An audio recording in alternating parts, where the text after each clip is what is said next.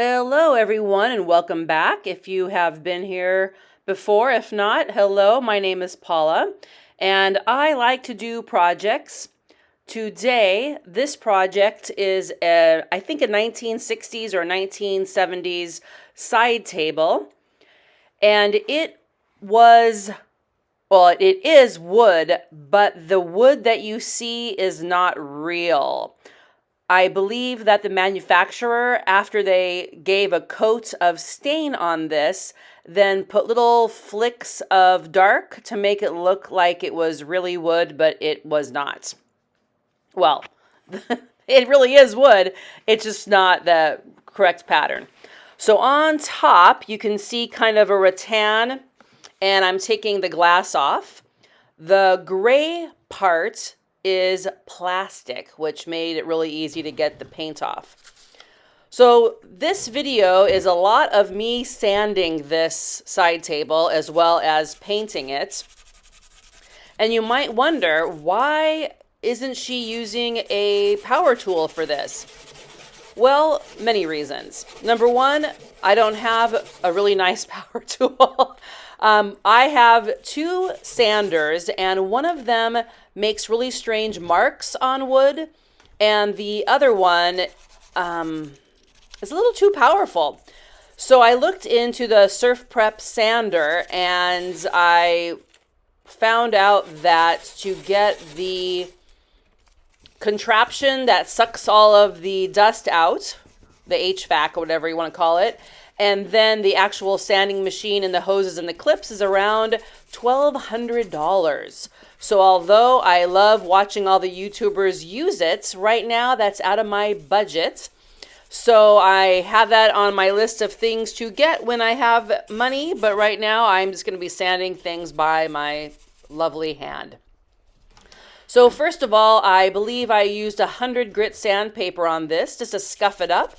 Normally, I do not paint wood, but this was not really wood on the top. And so as I did get down a little bit farther, I did contemplate staining this a darker stain, but I thought, yeah, I'll use the black paint that I have and I really like, so that's what I did.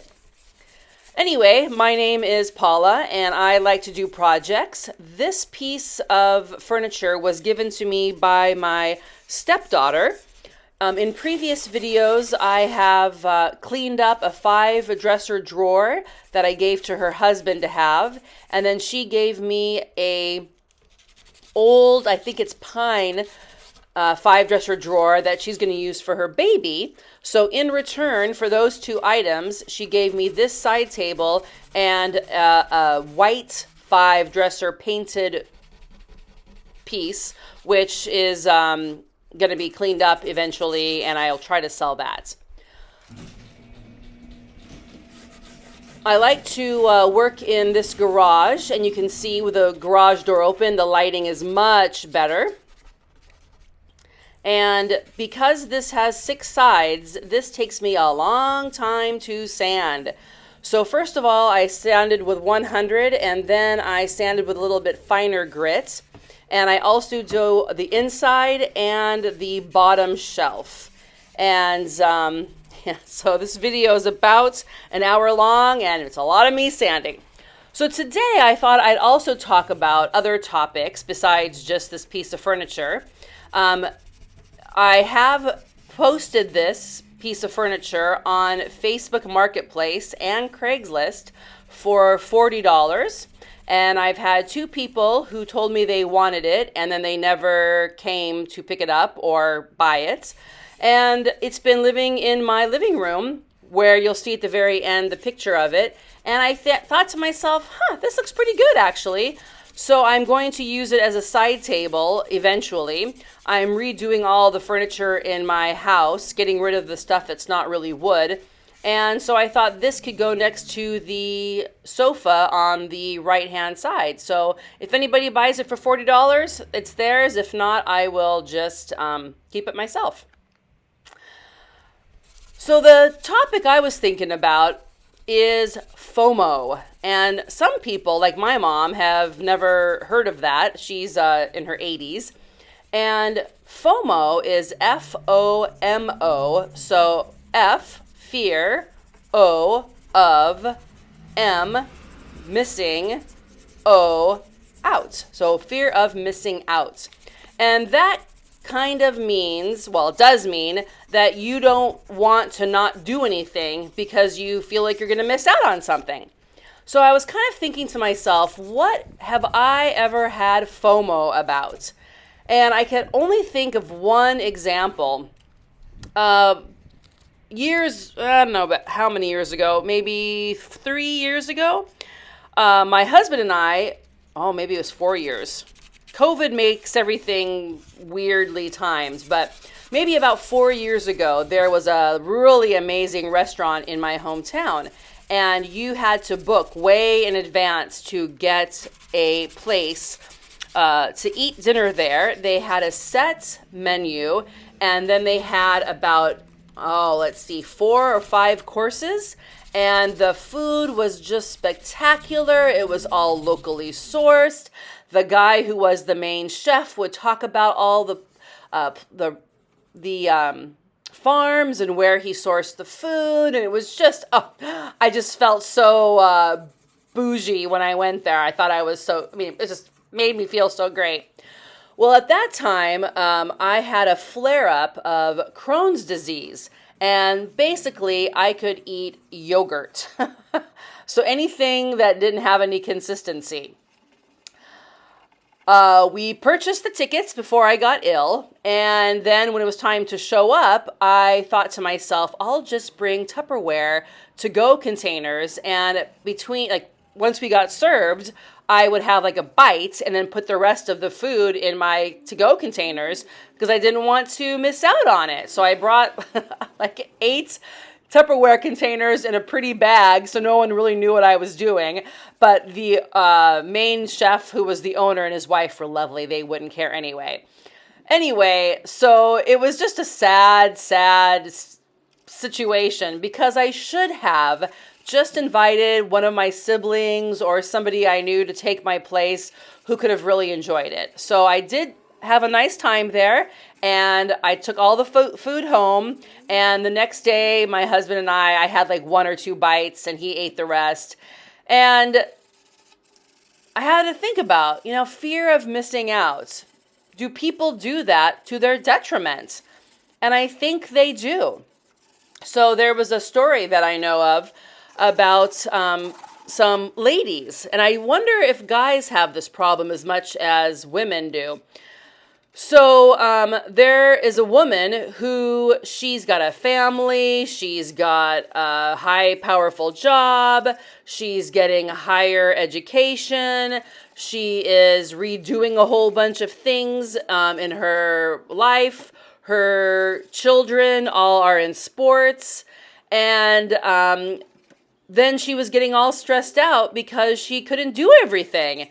And I thought to myself, wow, you can't do everything, right? Is that just me thinking that's crazy? I remember when I was in high school, I did activities, and maybe my parents went to 1 or 2 of them, but basically it was like, oh, you want to be in these events? Well, then go do those events. And I did them all by myself, and I went to practice by myself. And I know if you live far away from where the event is, that could be a problem. But then I wonder about carpooling.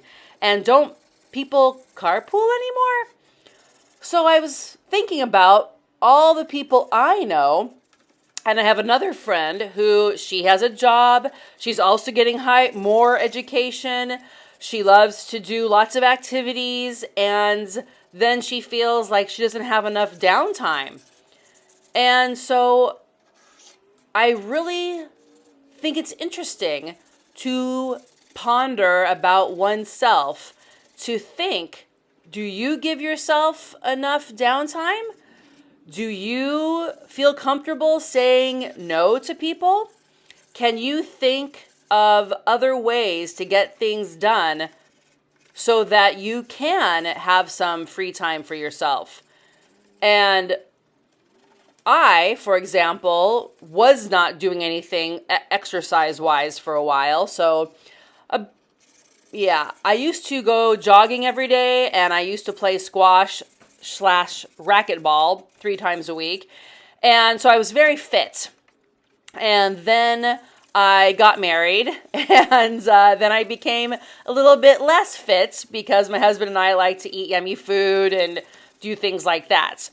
And then I got really, really ill and lost all the weight again. And then, as you can see in my videos, I've gained most of the weight, the weight back plus more. So I thought to myself, do I do anything that is just to calm down or be smart about eating? And so since I've been back from overseas teaching, I have been doing YouTube videos. So I get up in the morning and I start on my projects, and then I will go to the store and get something to eat that's pre-made.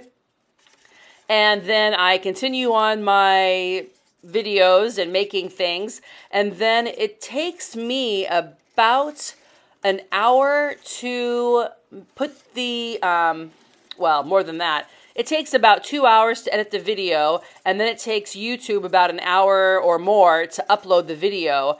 So then all of a sudden it's 11 o'clock at night. I know. So I got up at 7 o'clock in the morning, and then I go to bed at 11, and I don't sleep well because I'm a woman of a certain age. Those of you out there in your 50s may have the same problem. Maybe you sleep well. If that's the case, that's great. So I thought the other day, Paula, you have to do other things besides just projects. So I'm doing yoga now, and I really have to start eating better.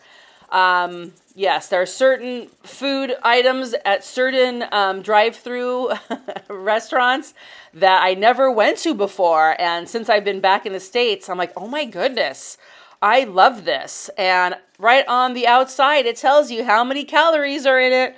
So I know how many calories I'm eating. And so, yeah, I got to be better about that.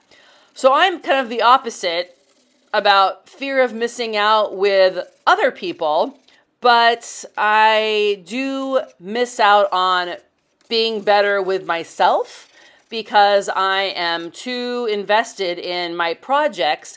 I become single-minded, and I'm not thinking of the repercussions of not being better with my health.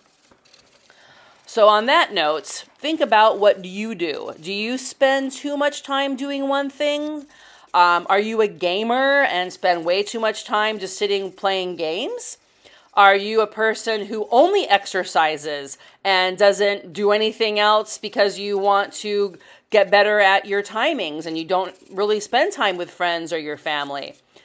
So yeah, I was thinking a lot about the fear of missing out when you have to be too busy. And then there's the other side when you don't do anything at all with other people. So what's that balance? Have you found a balance in your life? So yeah, I'm still sanding this piece of furniture. Another thing that I used to always do, my husband and I would take an hour-long walk every night when we were living in the United Arab Emirates. There's a track that is about 22 kilometers. I don't know what that is in miles, sorry to say. I'm an American, but it just says 22 km. And so we would walk for about a half an hour one way and then a half an hour back to our house. And we would see people biking, and it was a really nice time to chat about something. And we did have our iPods on us, so if we wanted to listen to music or whatever, we could. But it was a really nice time to chat about what's going on in life and watch people and enjoy the sand dunes. So if you've never been to the UAE, there are parts of it that have amazing sand dunes. And yes, that's one thing I will miss very much from that country. But when I go walking, I always listen to podcasts. And there are several that I like. There's one from a woman who's been on the air for a long time. She has a radio show, and also all of her episodes are downloaded to podcasts. And she takes phone calls from people and tries to help them with their situations in life. I've been listening to her for years. My mother used to record her shows on the radio on cassette tape, and then she would mail those cassette tapes to me when I was teaching in Korea. Isn't that sweet and thoughtful? Yes, it is. And that's before we had the internet and before we could download videos or podcasts. So that really helps me listening to that podcast. Always try to be nicer and kinder. And there was a really good example she gave once. There was a woman who called and complained because her husband was always leaving his underwear and socks on the floor, and they had a hamper. So maybe he was like throwing the clothes and mist or whatever, but she was getting really sick and tired of always having to pick up his underwear and socks. Another woman also called about how her husband left all of the drawers and cabinet doors open. And this woman, who's the lady of the show, she said, imagine everything perfectly clean and tidy, but you had no husband. And yeah, it really gets you to think about that. And actually, I think I told that story wrong. A woman whose husband did always keep the cabinet doors open and drawers open, she called because of the woman with the underwear and socks. And she said, my husband used to do something similar and he died in the war. And I wish that I came home and the drawers and the cabinets were open. Oh, it makes me almost cry. Anyway, so she does help me become nicer, because just today, my husband, who's still overseas, called to tell me a whole bunch of stories, which were really good stories, but he told them in a way that I didn't understand because he didn't tell the story as A, B, C, D. He told me the exciting part, which made me confused because I thought that he worked with a guy, but he didn't work with a guy. And so then he seemed like he was a little bit, his tone, which I know women don't like tone problems. He seemed like he was mad that I didn't understand. And so, I was like, I don't understand what's going on. So then I feel bad that I seemed maybe a little bit confused. Anyway, so that's what happened today. But then I think to myself, okay, today is over. Tomorrow when he calls again, I'll just try to remember to be a little bit calmer, because I do have a tendency to take tone in the wrong way. So that's a bad thing. So do you take tone in a bad way when people say things to you? I watched a TikTok, it was so funny, about this woman who, she was talking about when people are rude to her, she says what she wants to say, which could be said rudely, but in a really sweet way. Anyway, I'm 53 years old and I watch way too much TikTok.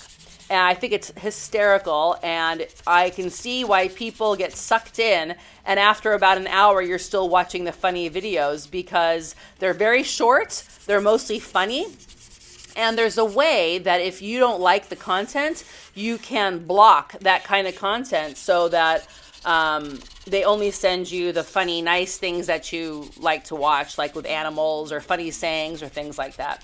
So I probably shouldn't be giving too much kudos for TikTok, but that's just, I'm having a little rambling in my mind right now.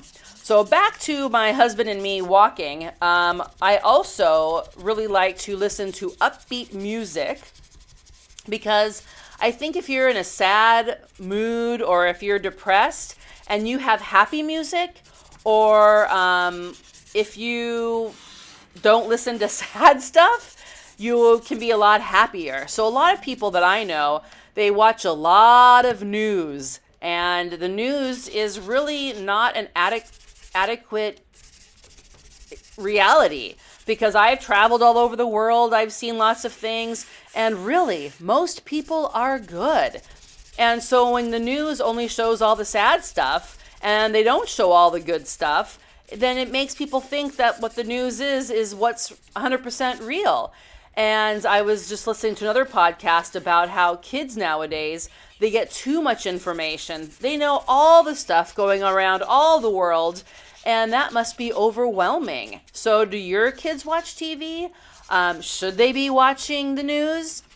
Do they need to know about all the horrible things that happen in the world? I kind of think they shouldn't, because they can do nothing about it.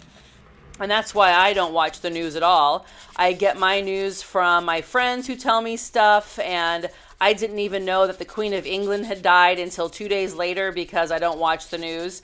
And nobody posted any posts on Facebook because I'm American, so why would anybody? That was my friend. So think about how much negativity you bring into your life, and what do you listen to? Do you listen to the background of the news telling you negative stuff? Do you have a background of happy music? Do you have people in your head telling you positive things and how you can change? And that's part of why I do the videos the way I do them. I have one that is just the sounds of me doing the work, because that's what I liked. When I was exercising at the gym, I liked to watch people do things, but I didn't want any music, and I didn't want, music. That's basically it. I didn't want any music.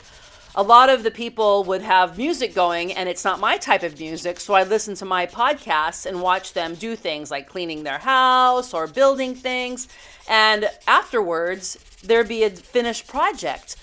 And that would make me so relaxed. I like when things get finished. And that's why I have this video. I like to have projects, do them, finish them, and then it gives me a total sense of pride. So watching other people, when I couldn't do anything because there was nothing to do during COVID, I was like, this is so wonderful. But then I also liked when people would tell me stories. So I know this is not a murder mystery or anything like that, but there are a couple of videos on YouTube that I really like to watch. So like Bailey Sarian, she talks about the past history, which is very interesting. And then also murder mysteries, mostly solved, which I do like, which can be a little bit scary and negative, so I don't watch it all that much. And then there is a guy named Steve Lado, and he's a lawyer, and he'll talk about things that are in the news, but then he explains why they're happening and what happens, and he just explained things so nicely, and he's a positive kind of guy. So those are two things I like to watch on YouTube, because they're storytellers. And I really, really enjoy people who tell stories well. I have a really good girlfriend, and she used to, back in the day when we went to the movies all the time, she would tell me the movies that she went to go see. And oh my goodness, she would tell a story from A to Z, and it was perfect. When I tell a story, it's like over to A, and then over to D, and then back to A, and then to B. So it's funny how certain people just really have a great ability to tell stories very well. So think about the kind of music you listen to, what you listen to. I also like listening to podcasts from NPR. They have a game show, and that will tell me what's happening in the news, but in a funny way. Now back to the video. Here is my air compressor. I love power tools. I always have, and I think they're amazing. One thing I want to tell you, if you are a not strong person like me, make sure there is no air in the hose before you put the tools on. Because what had happened is I put everything in, I turned it on, and then I started to attach everything, and nothing would go in. And it's like, oh, yeah. So I turned everything off, took the air out, and then I put everything together. Then it worked very well. So I have to remember that because sometimes I don't pay attention to my own behavior. So I'm using the air, what would you call it? The air shooter to get all of the dust off of this. And the very top at the rattan area, there's lots of little tiny crevices. So I wanted to get that cleaned out before I did some cleaning off with a wet or a little bit damp cloth. And then I'm going to paint it. Later on, my brother comes over to my house, and in the month of June, I will be posting the video. I thought June would be a nice month because people are out doing things. He has a Honda that his wife drives, and the air conditioning was leaking into the car. And so he went on YouTube, which I love YouTube. Hey, YouTube.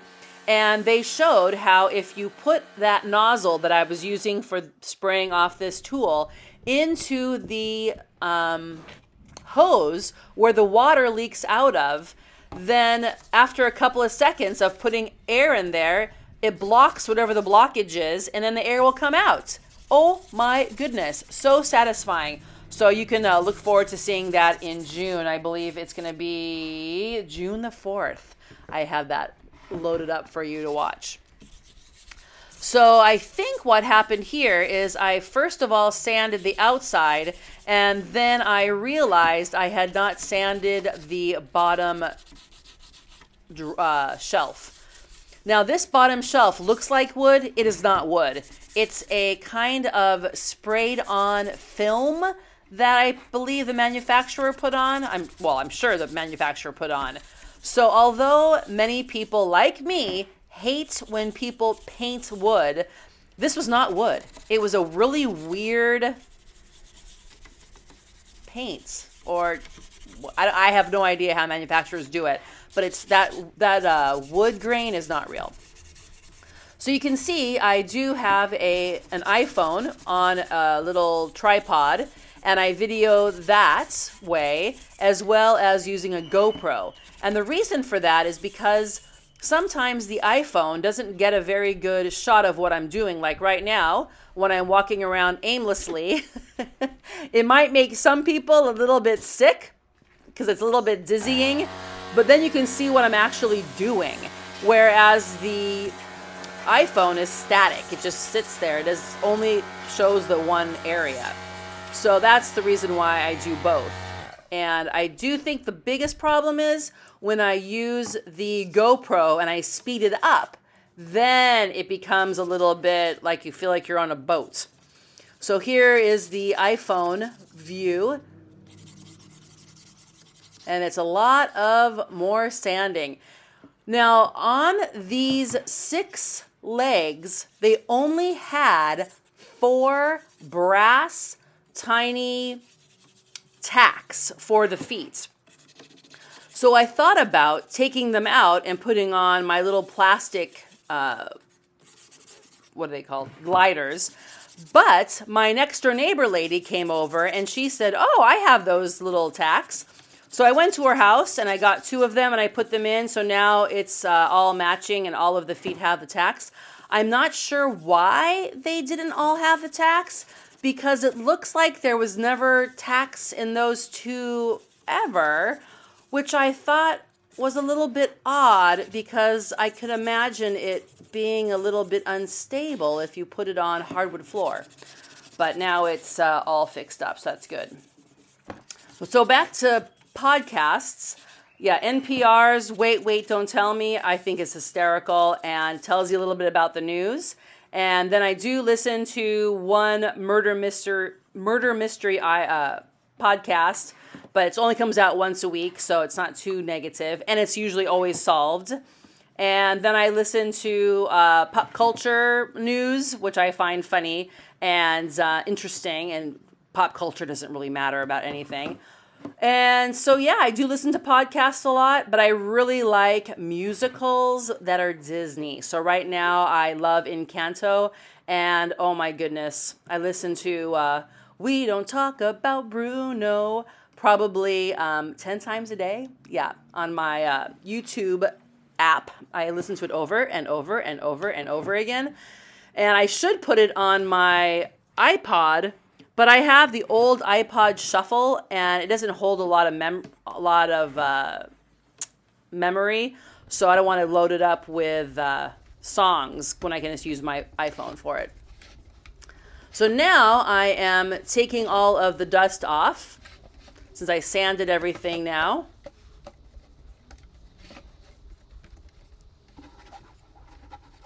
And I really was surprised how much I liked this side table after I had finished it. I'm not really a 1960s or 70s kind of person.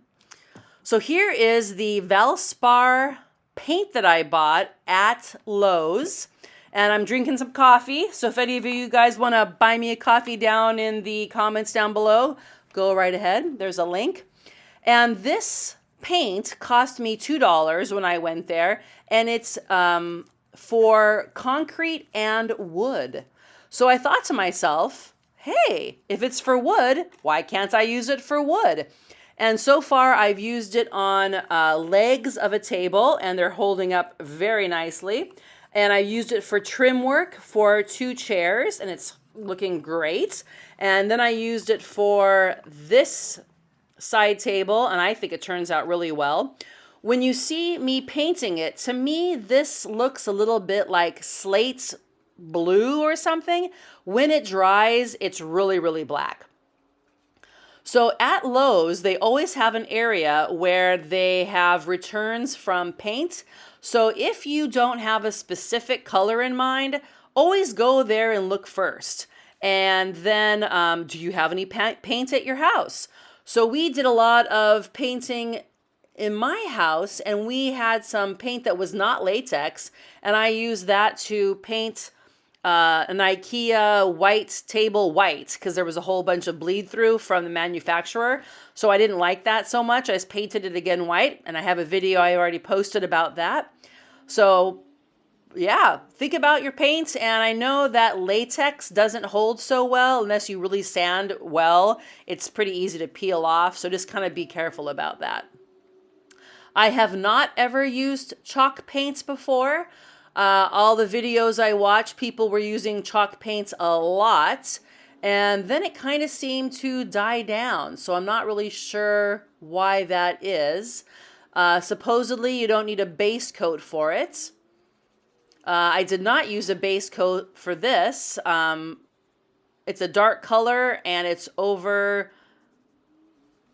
Yeah, we'll see what happens. So far, I've had this downstairs in my living room for at least 2 weeks, and it's looking great.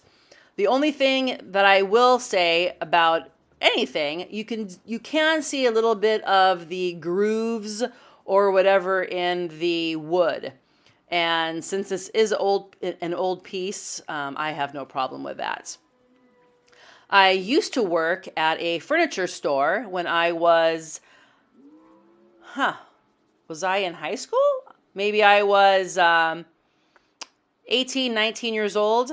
And they had the first time I ever saw distressed wood. And people would look at a piece of furniture that was on the display floor, and then they would come down to the warehouse to pick up a brand new one. And every single time they would say, why are there marks all over it? And I'd have to explain, oh, it's distressed. So I guess they thought that the piece on the floor looked like it was distressed because it was on the floor. Oh no, the manufacturer even used a Phillips screwdriver to make marks like that on the table. I shouldn't say who buys that.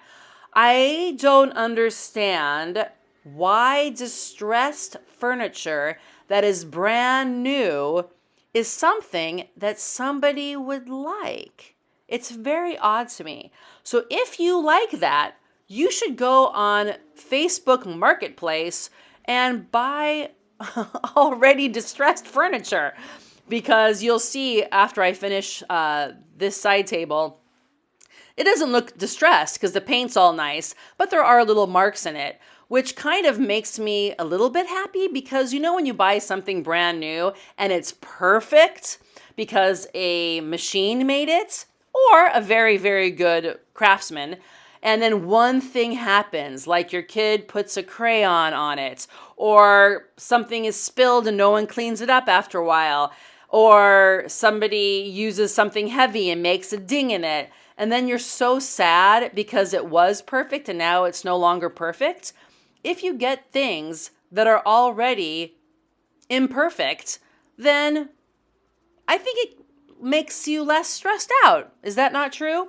So for example, I used to have a really cute old Carmen Ghia convertible. Yeah, I know. I bought it when I was 19 years old from my Uncle Bob, and I fixed it all up and it was in perfect condition. So one day I was driving it to the store with a guy I was dating, and he opened the door. So we got out, and the people next to us, they opened their car door into my car door and gave it a big dent.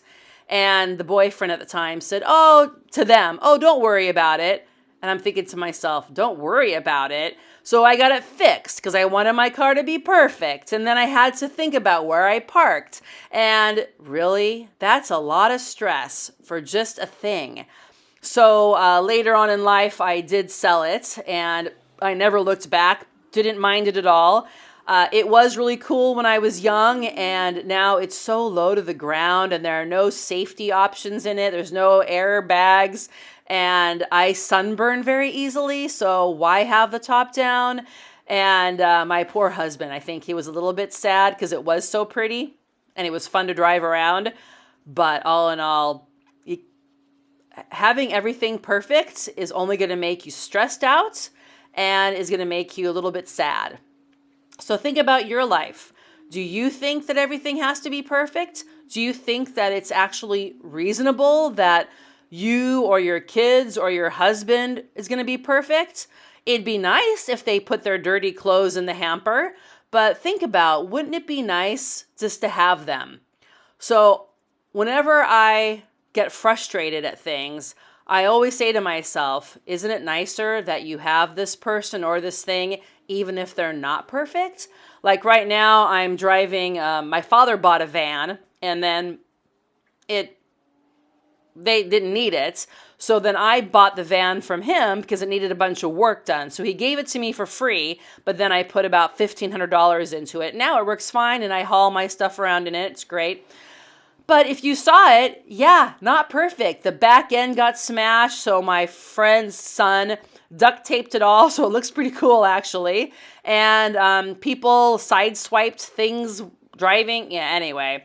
So when you saw it, doesn't look perfect. And you know what? I don't care where it's parked because it's so dinged up. It's so stress-free.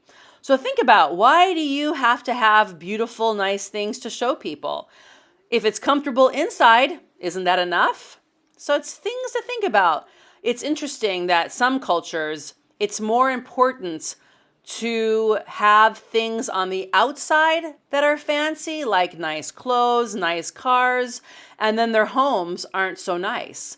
Whereas I think it's more important to have a nice home, a nice garden where I live, because when I go outside, do you see how I dress in these videos? Yeah, not glamorous.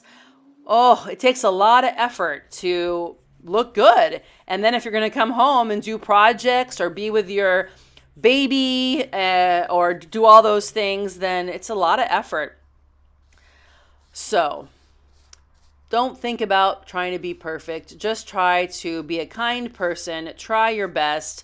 And yeah, I always try to be a kind person, and then I am triggered by certain things, and then I lose my cool, and then I try to think about, don't do that, Paula. There's no reason to not be sweet. Yeah, you can say firm things in a nice way. So this video is about me painting this side table, me sanding this side table, the fear of missing out, which really think about, do you do that? I just don't think it's healthy.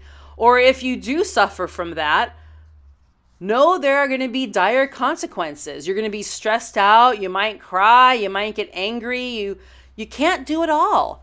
And if there's nobody in your life telling you that, then I'm telling you that. You can't do it all. There was another story about a person that I know, and this person was a stay-at-home mom, but she was expected to do everything because she didn't have a quote-unquote real job, which I think, being a mom, oh my gosh, is the most difficult job in the world. So here you can see where they're missing a little footy, the little brass glider that I put on later on. Anyway, so she was so frustrated that she felt that 24/7 she was taking care of the family. Because if one of the spouses goes to work and then comes home and then doesn't do anything around the house, basically their job has finished for the day. But if you're a stay-at-home person, either a woman or a man, then does your job ever finish?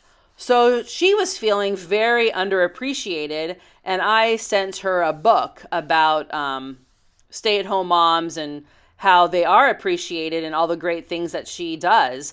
And this woman isn't even a close friend of mine, and she left me a message on my phone, which makes me emotional thinking about it. And she was crying and saying, thank you so much, because I really feel like I'm overwhelmed and nobody thanks me. So, yeah, I shout out to all of you people who stay at home and your job never finishes. And I hope that your spouses maybe do some extra nice things for you, because I think being a mom would be the most difficult thing in the world. And that's why I chose not to be one, because it never ends.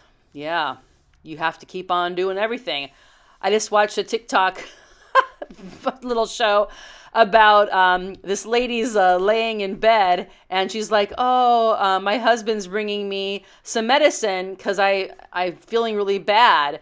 And so he brings her Tylenol and a glass of water, and then he says, so what's your plan about dinner? I know it's a joke, kind of, but I laughed. And just yesterday, my mom, who is 81, was making dinner for my dad, who's going to be 90, and she was getting very frustrated because she had meat for dinner, but she didn't have any onions or anything else. And so she started to become frustrated. And I said, mom, hey, I was thinking about going to this certain drive-through place that I like so much and getting a number 6. And so if you would like me to get anything for you guys there, hey, it's on me. And so she became calmer, and I went and got food for everybody. And yeah, it's just, I think it would be very, very difficult to be the person who ran the show all the time. So shout out to you people who do that. And I understand. So once again, FOMO. If you're the person at home, can you say no to anything? Can you get people to do, some driving with the kids so you can do other things at home? Can you leave something just a little bit messy because your house doesn't have to be perfect? Of course, nobody wants a hoarder home or things that are filthy. But if things are just disheveled or out of place, people live there. You should just be happy that people live there and they're hopefully relatively kind to you. So here's me more painting.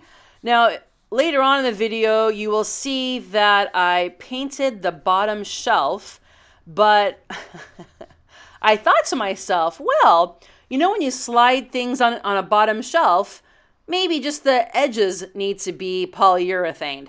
Yeah, am I being a slacker? I guess so. So then after it dried, I saw that there was a sheen just around the edges, right? Because the polyurethane was a satin, where this black was a matte finish. And so I sanded it all down, and then I put polyurethane on the whole thing, and then bubbles occurred. So I do know that when you stir the polyurethane, you should do it slowly so that you don't have any bubbles. So I did it that way. And then when I was brushing on the polyurethane, maybe I went over it too many times in the same location, which then made little bubbles. So then when it dried, I had to sand it. And then I did it again. And then there were more bubbles. So then I had to do it again. And so I ended up painting the stupid shelf at the bottom 3 times with the polyurethane because I wanted it to be smooth. And then I said after the 3rd time, give it up. It looks fine enough. No one's perfect. A machine didn't do this. You could have taken this whole piece apart. There are little wing nuts on the bottom. I think this whole thing comes apart very easily. But I don't have a spray gun, and I wasn't going to care that much about something I was selling for $40. So all in all, just hand painted it. Now, what's interesting about this paint also, it's very easy to wash out, and I've used this very inexpensive brush so many times. And all I do is I go outside and I spray it off with the hose, and it becomes so clean again. And it is a high pressured hose, and I did ask before if that's bad for the environment. Is it better to clean paint off in your sink, or is it better to clean it off in an area in your land that is far away from any kind of drain that goes out to the ocean? So none of the paint that I ever use will go out into the ocean. It's like about, I don't know, 50 feet from the street.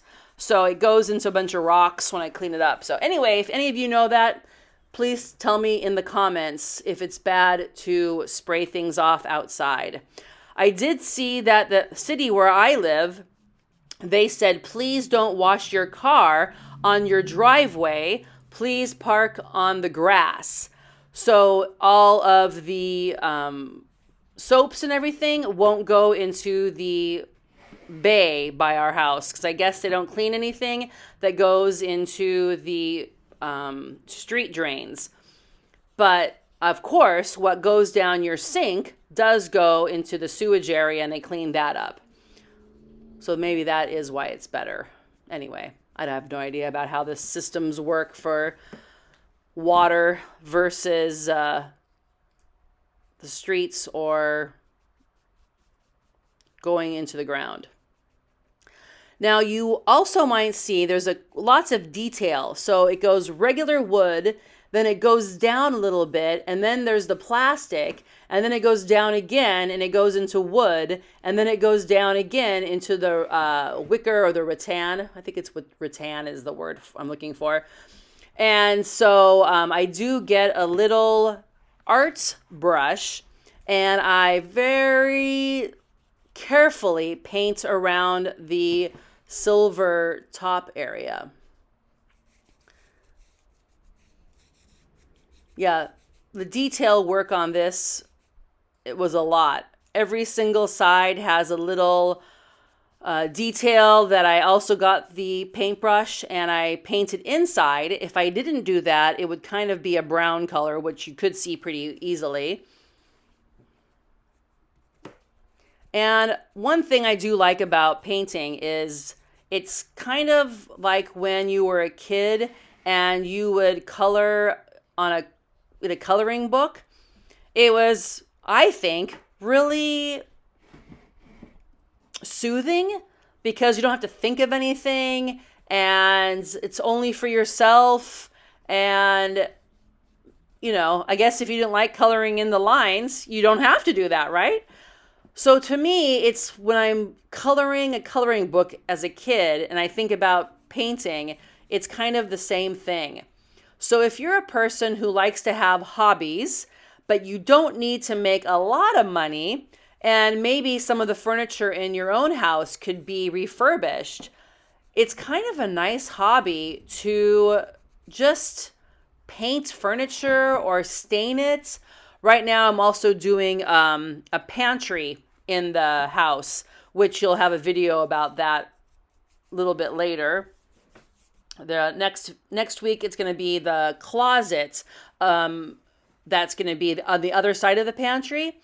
And so I just really like to stain wood. So around some of the doors of the pantry, I've stained it. And, I love it. That way you have the wood, but also it's a different color. So it's kind of like painting, but it's staining instead. So yeah, next week, I will show the back hallway that has never been used as a hallway. When we put the addition on to the house, the builder put a door. So there's two doors next to each other. And I don't know why. I wasn't here when that happened. So finally, now that I'm back in the States forever, I'm taking the one door down and I'm going to make it like a half window and then a wall. And then there's going to be a pantry on one side. And then the other side of the pantry will be the closet that you will see next week. So I'm still painting this, and I came back and I painted this rattan about 3 times, because when there were areas that were a little bit more painted, then you could see it wasn't even. So I really did like the detail when it was more full rather than less full, I should say. So if you can see that in the final pictures, look for that. And if you do have glass on any kind of furniture, be sure to put it into a very safe area. Maybe if you watch some of my early videos, you could see that the garage was very unclean, untidy. But I tidied it up recently, so there was a nice place to put my glass down, and it was safe and flat and things like that. So that was good.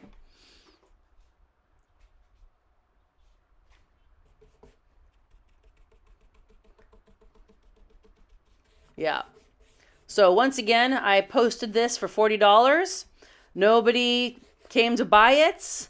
Once again, I am looking forward to seeing what is a good seller in my area. I did post a while ago. I think it was around the 25th of January. I got 2 side tables that were for beds, so bedside tables, and I got them for $5 each, and they were filthy, so I just cleaned them up and stained them, and I sold them for $100. So I made $90 on that one, and so far, that's all I've made, because I post things, and if they don't sell, then I keep them for myself. So it's a good thing that I have room in the house to do that. If any of you have seen the videos I've made in the past and can give me comments about why you think what I'm doing maybe isn't selling, I would not be opposed to getting your feedback. So I believe now I used a trick that I learned from YouTube is that they put some of the paints into the polyurethane, and that way the polyurethane doesn't look so cloudy and you can't tell as much. So I thought that's a thing I learned on YouTube. It's a great idea. So I did do that, and sorry you can't see all the detail work. When I'm wearing the GoPro, it's really hard to see, to know what the camera is recording. because it's on my head. And then if you look and it looks fine, you put it on your head, it might change. So that's the problem. But you can kind of see what I'm doing, the detail work around the plastic part of the table. And I find this so satisfying. Also, if you look on the left-hand side of the rattan, you can see the discoloration. There's some brown still showing. So I would paint it, let it dry, come back, look for the brown, paint it again, come back when it was dry, look for the brown, and that's why I did paint it so many times.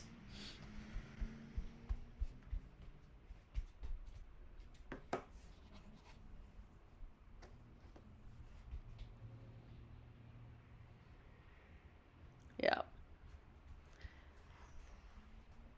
So if you haven't seen my videos before, I started in January, and I hope to do 2 videos a week.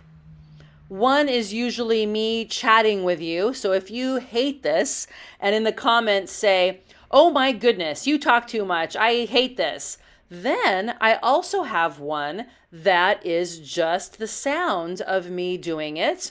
And if you say, "Oh my goodness, I hate the sound of this," you can turn the volume off and just watch.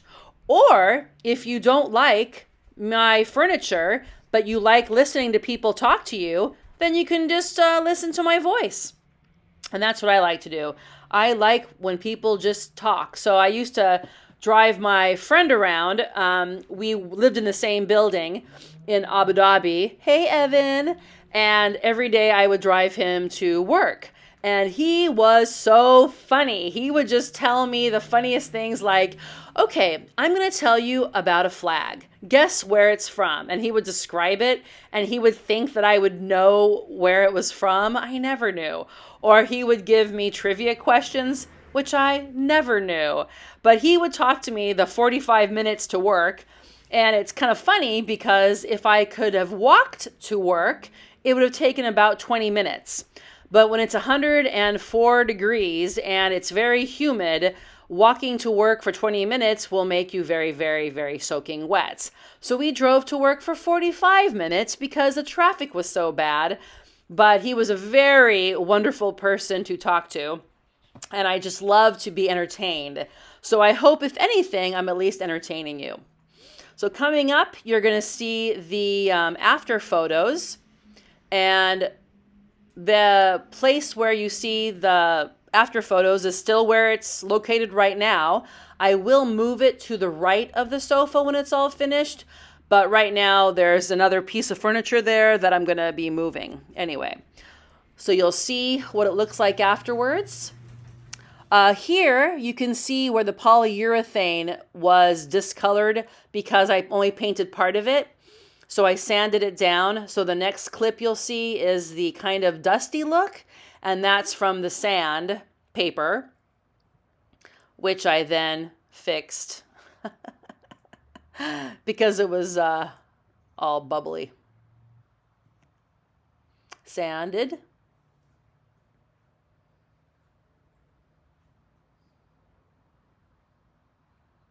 And then all done. So now you can see it's all black. It does not look blue at all. And that's the pretty piece. So I hope you liked it. Another Projects with Paula. Please subscribe and have a good day. Thanks for listening and watching.